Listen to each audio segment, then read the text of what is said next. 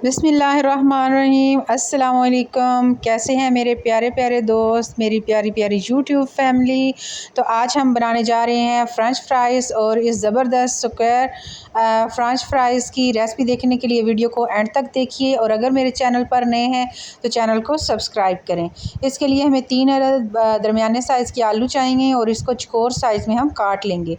उसके बाद एक बाउल में इन सारे आलू जो हमने काटे हुए हैं इनको पीसेस को एक बाउल में डाल लेंगे।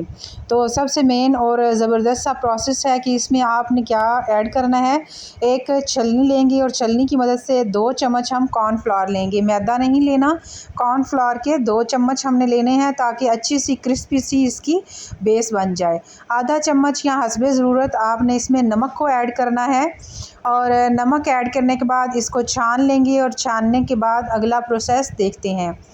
तो इसको छानने के बाद हम ऐसे करेंगे कि इसको अच्छे तरह कोटिंग कर लेंगे। तकरीबन 3 से 4 मिनट 5 मिनट आप इसको अच्छे से चलाते रहें ताकि ये अच्छे से कोट हो जाए। जब ये अच्छे से कोट हो जाए तो हम ऊपर से जितने भी आलू के पीसेस हैं वो सारे निकाल लेंगे, और नीचे वाला जो खाली खुश्क मैदा है उसको साइड पे करके सेव कर लेंगे आइंदा के लिए।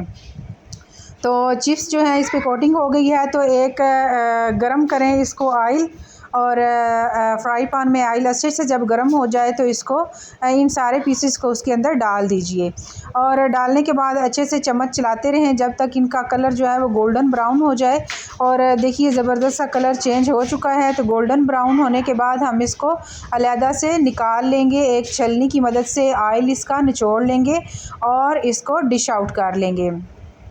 तो ज़बरदस्त क्रिस्पी से मज़ेदार फ़्रेंच फ्राइज़ बन के तैयार हो गए हैं।